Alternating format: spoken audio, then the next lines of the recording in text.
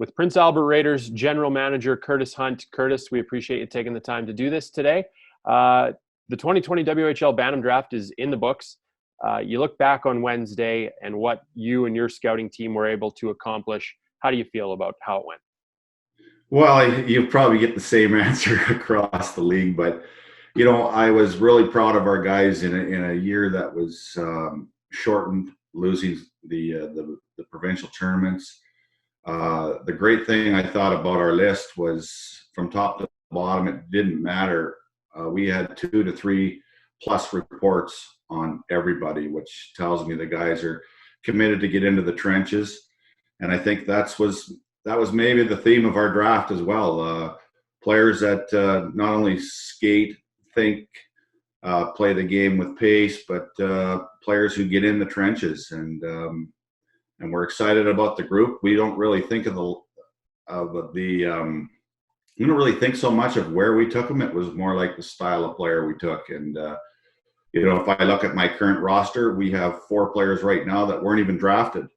As a matter of fact, I have 2 players out of 4 on Central Scouting that weren't even drafted. So, there's a good message there for kids that haven't been, and as well, this is just the beginning. It's the beginning for our first rounder. It's the beginning for our 10th rounder, and all those kids out there as well who may be a little bit disappointed.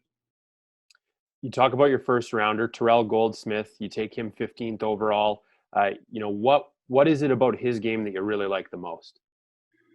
Well, I think it's the diversity in it. I think he's just getting going in terms of where he is as a player. He's had a couple of years in Delta. I think it's a terrific program there in terms of development. We like his attitude. We like the way he plays on the edge with that physical component. I think if I heard right during the draft, one of you guys commented about a Dave Manson prototype. That can be a little daunting for visiting players, but certainly has the ability to be a fan favorite in Prince Albert with the style of game. But, he's not limited to that. He can move pucks, gets up and down the ice real well. And again, just the start of his development. One of the things I think Habscheid and Truitt do a real good job of is developing defensemen. And we saw Zach Hayes just sign a contract after being a 6th round pick. And the year before, Braden Pahal, 2 undrafted guys, signed a contract. So we're excited about the future, and he's going to be a big part of it. Not to throw him under the bus, but it was definitely Zach Hodder, because I think he played under Dave for a short period there. So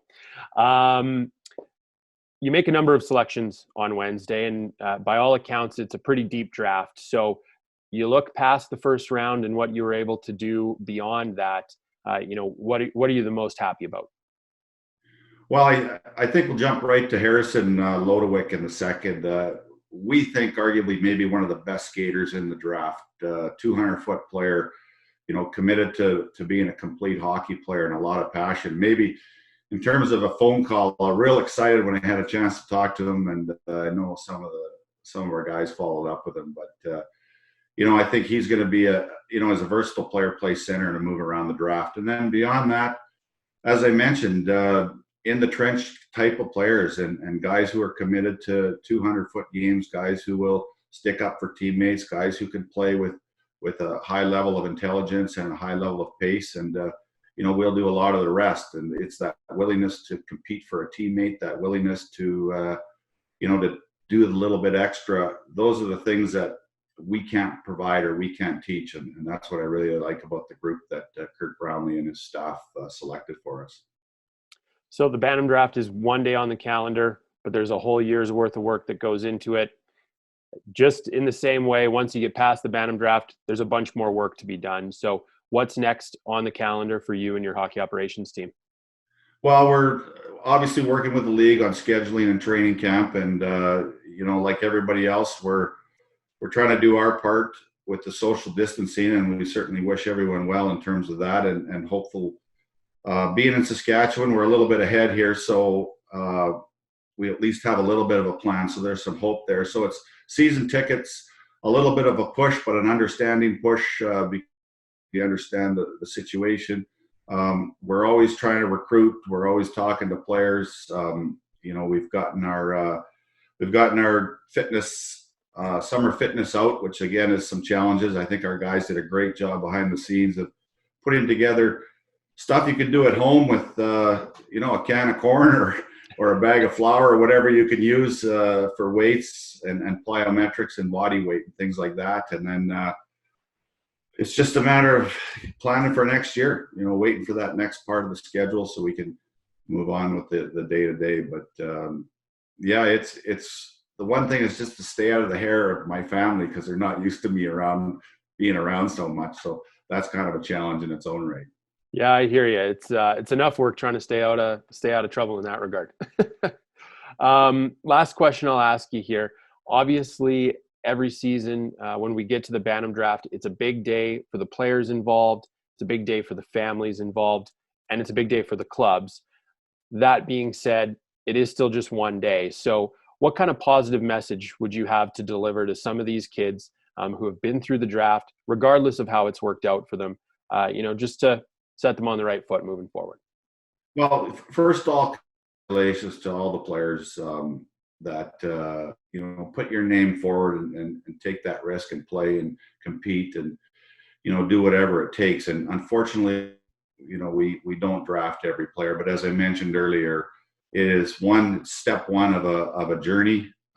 Two, where you get drafted doesn't matter. Once you get to that opportunity to a Western League camp, and maybe you don't get it this year, it comes next year. Players are being listed all the time.